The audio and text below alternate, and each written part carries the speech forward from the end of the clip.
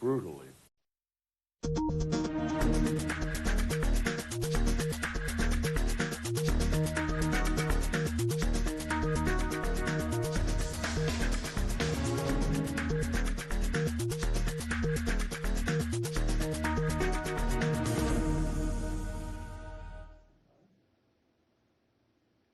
Hello and welcome to another edition of Shaka Extra Time. I am Paul Ndiho. Joining me on set is Shaka Sali himself, aka the Kabale Kid, looking dapper as always, man.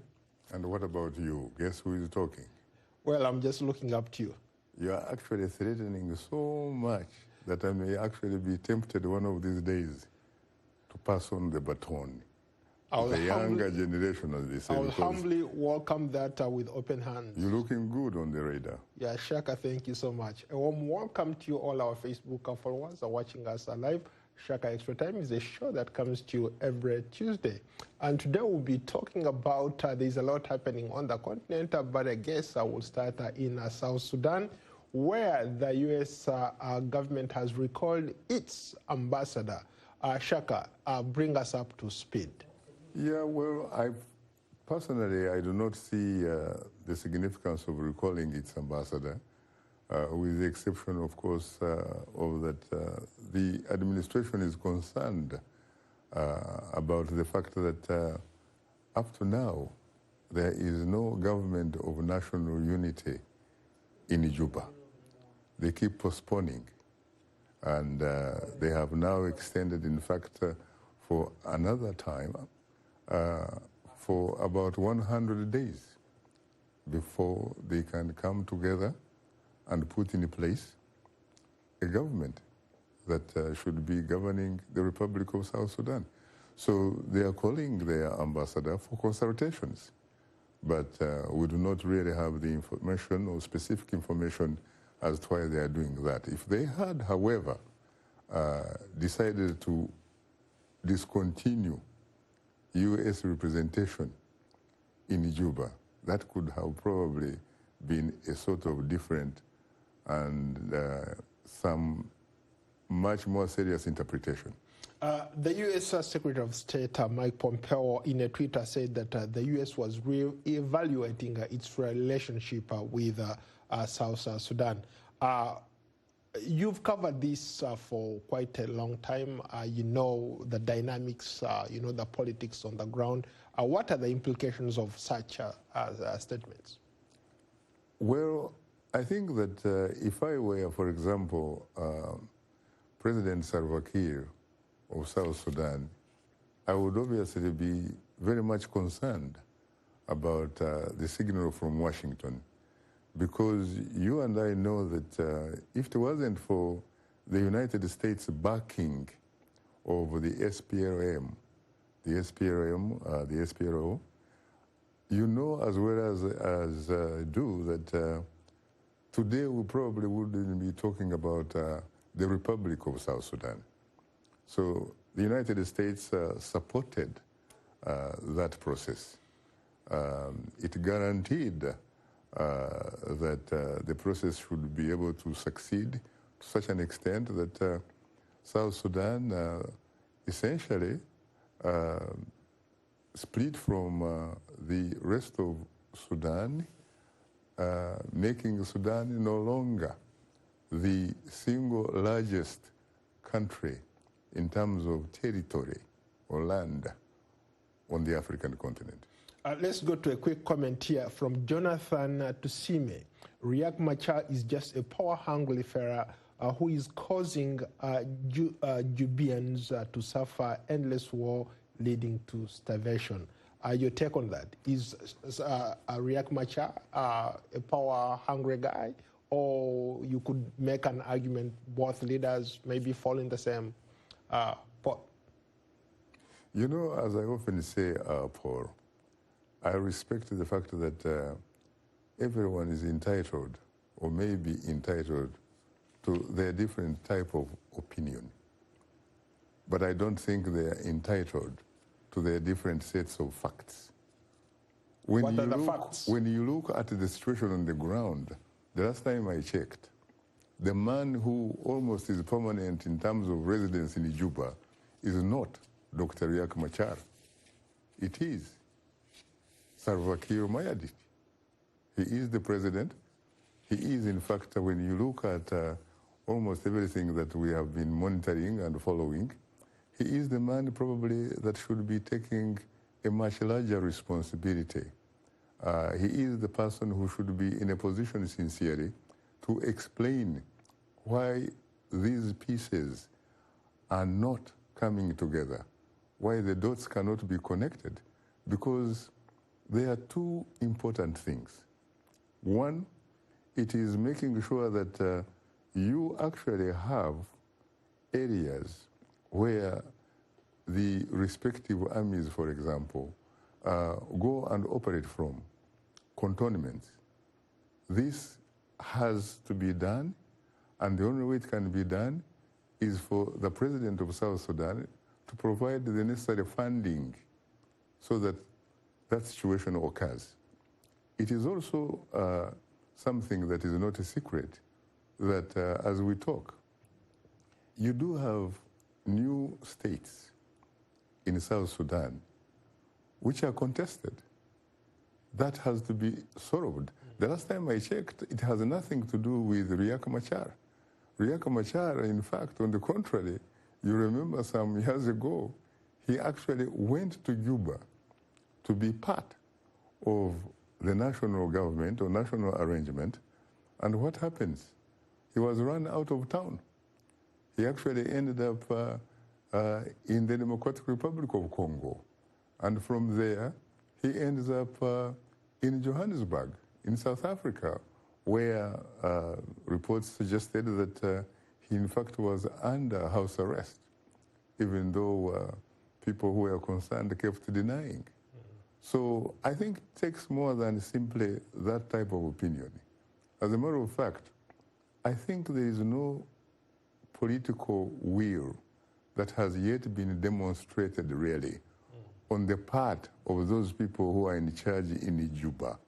And I think that the international community should put some kind of demands, some kind of benchmarks that must be met, because at the end of the day, we are talking about millions of human beings who are legitimate citizens of South Sudan who are doing the suffering. Let's go to a quick follow-up from Wikemba Gerard. It's not just about Machar. I think it takes two. It's about both of them. It takes two to tango, but for the most part, when you look at the situation in South Sudan, the person that happens to have most of the cards is the president of the Republic of Sudan. What does Machar have? Machar does not really have, for example, a budget. He doesn't have money. It is President Salva Kiir who is in charge of the government that controls the Republic of South Sudan. He has a government. He has a budget.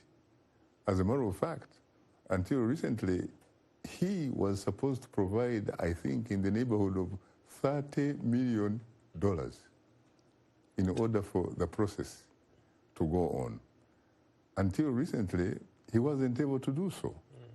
But I have had some, positive indicators that he has recently been able to release some money, which will probably go a long way in helping us to connect the dots.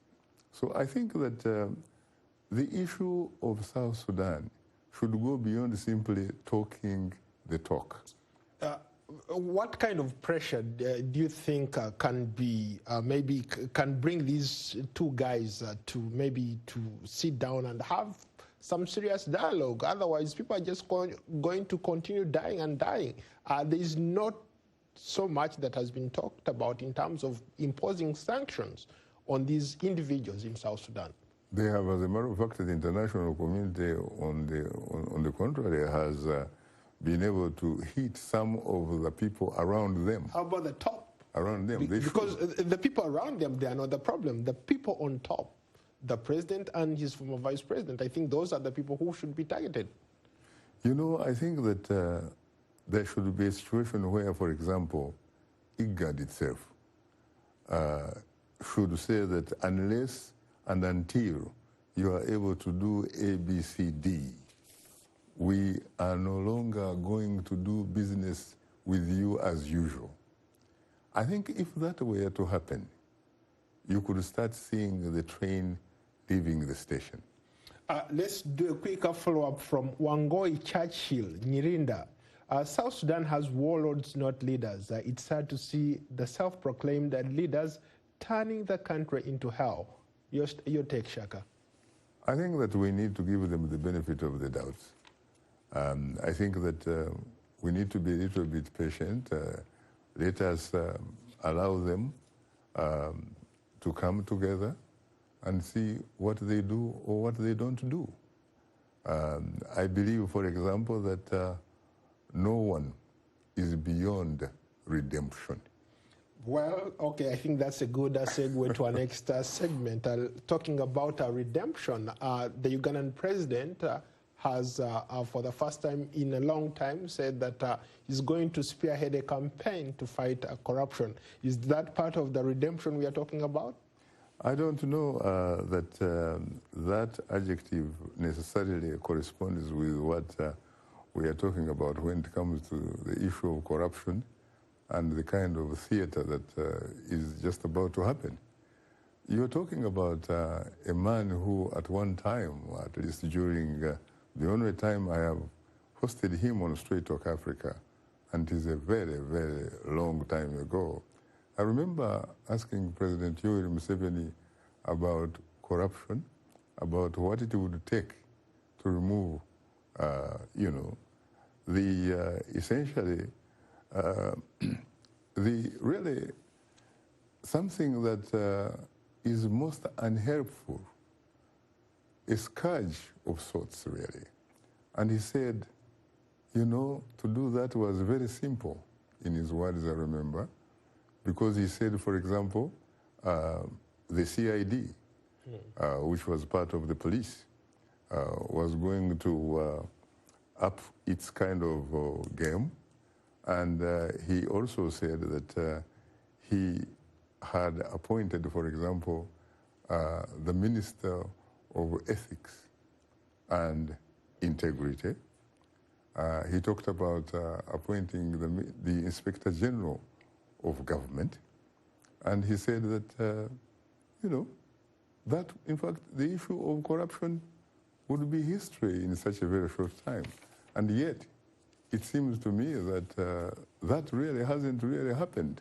As a matter of fact, I remember asking him a question as to whether, in fact, the people or some of his critics who were saying that perhaps what is missing may actually not be the institutions that are supposed to be fighting corruption, may not be even the issue of people or not who were deployed to fight corruption not being patriotic and that kind of stuff, but that perhaps, in fact, there was lack of political will, the absence of political will. It looks like that's probably is what is happening. Because I'll tell you, he has now decided that corruption is going to be fought from within his state house, correct? But he has been doing that, but nothing seems to be working. You know, at the end of the day, he has to be able to go beyond talking the talk, make sure that he actually walks that talk so that Ugandans can actually begin to walk the walk. I am reminded, for example, of one great leader who happened not to be African, but Asian, Lee Kuan Yew. Lee Kuan Yew of Singapore. This man was Prime Minister of Singapore for 31 years. This man, when it came to corruption, if you were accused for actually being involved in corruption and you were a senior government official, you probably end up committing suicide because he would come after you. I think that what Ugandan president needs to do right now is, first of all, to make sure that he leads by example. He becomes a sort of Lee Kuan Yew. He becomes, for example, a sort of a leading statesman, a man that he respected so much, a man that was more or less like his mentor, a man who was founding president of Tanzania, Mwalimu Julius Kambarage Nyerere. That man was not a thief. That man made sure that, you know, he led his society by example. There are things that may not have looked so good. I remember when I was doing research there in 1985 for my PhD at UCLA at that time, there was a lot of disappointment, especially in terms of the manner in which the economy was functioning, to the extent that ordinary people started, in fact, referring to the ruling party, Chama cha Mapinduzi in Kiswahili, which is Revolutionary Party. They started calling it Chukua Chako Mapema, meaning get a piece of the action, cut and run. We'll get to Chama cha Mapinduzi in a bit, but let me do a quick follow-up from Chris in the United Kingdom. He says that Museveni, President Yoweri Museveni, suggesting that he wants to fight corruption is a facade. And he says that perhaps he is the reason there is so much corruption in the country, because he goes around the country buying people, giving people envelopes full of cash. How do you fight corruption when you are the enabler of corruption? I think that he's right in the sense that not only, in fact, does he, for example, go about giving state money to individuals to support him when it comes to elections, which some pundits in fact call selections, because there is really hardly any competition. But when you are essentially engaged in the business, for example, of conducting an election whose results at the end of the day are reflections of not the will of the people, but in fact a reflection of what you would call, some people would call creative accounting, or reflections of the individual who has been appointed by him to run the Electoral Commission so that he actually announces the results, then you know what? That surely has to make people, people's eyelashes or eyelids and what have you kind of like stand up, because when you actually steal an election, for example, you can call it rigging and what have you. But when you steal an election poll, it is in fact much more corrupt than stealing or breaking into a bank. Because in fact what it is that you have in fact literally stolen a country. It's like stealing a land title of some piece of land or some house, as it were. In this particular case, you actually have a country title. Yeah, you're stealing the constitution. You're stealing the constitution. When you do that, and you use it, of course, for example, to gain, to access loans from the Bretton Woods institutions like the IMF, the World Bank, and whatever, to do whatever you want. Let me do another quick follow-up from Moses Vyaruhanga here. Buying off, what's your comment on President Yoweri Museveni buying off musicians to sing songs for him? In fact, since you're a greater student of history, he reminds me of the kings, like the Roman kings, the great, during the French Revolution, Napoleon, all those guys who used to pay people, the emperors, Emperor Bukasa, Emperor Haile Selassie, they pay people to, you know, sing praises about them. He reminds me of those guys. How do you respond to that guy? Those were emperors. They did not pretend to be leaders chosen by their people, so they could actually pretty much do anything. I am sure that you have seen, for example, criticism, basically, which is laid on the president of the United States. There were headlines which were in fact making round saying that the President of the United States is not a king. And when you talk about a person like Yoweri Museveni, when you look at the manner in which he goes about doing his things, including a lot of other essentially rulers on the continent, these are like presidential monarchs. These are not like your usual average type of presidents. When you go back to, for example, 2005, when there was this move of amending the Constitution so that, for example, you would remove term limits. The Constitution becomes open. Until, ironically, by the way, when Museveni seized power back in 1986, he actually found a constitution that had no term limits. He is the one. It was his handiwork that actually put the time limits there. But when he realized that his tenure at State House was coming very close to the end, he decided to figure out a way of playing the game and removing the term limits. And how did he do it? He did it by, for example, using state money to do what he called facilitation. At the end of the day, he's just a politician.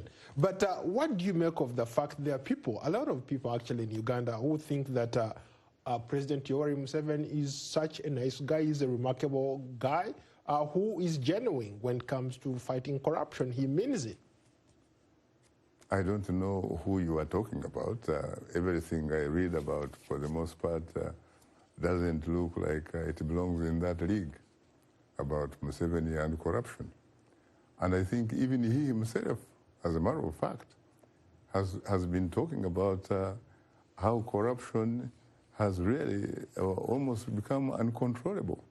But what he needs to do, again, he needs to go beyond talking the talk and actually walk that talk.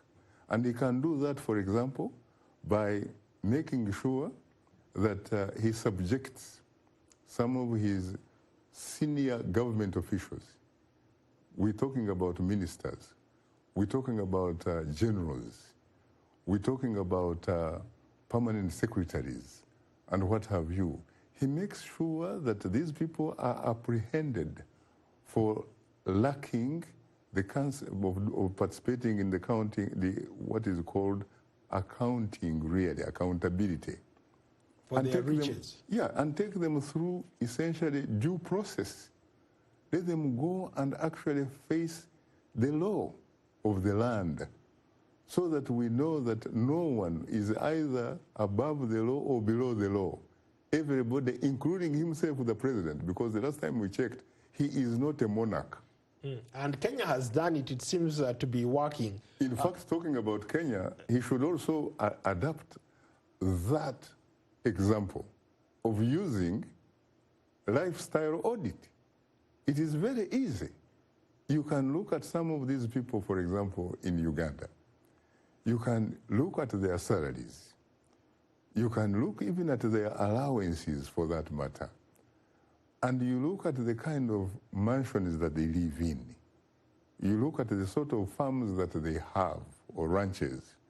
You look at the type of vehicles that they drive, the kind of lavish lifestyle that they live and enjoy. Ask them to account for that. If they can do that, then at least we are on track to fight, corruption.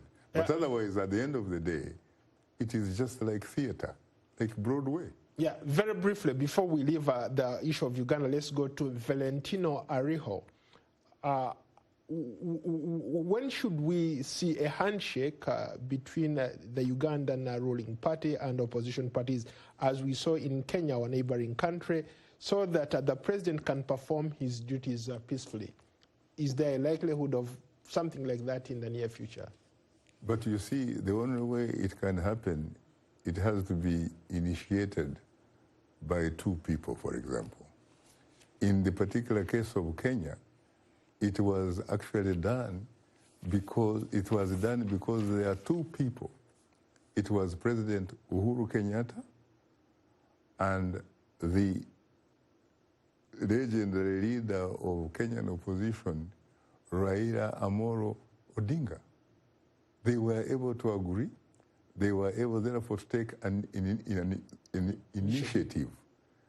And of course, as you know, it never takes one person. It takes two to tango, or even more. The question is Ugandan President Yoweri Museveni, for example, willing to test that type of, diplomacy. That type of, diplomacy or politics that you want to talk about? What about the other main leaders of the opposition? Are they willing?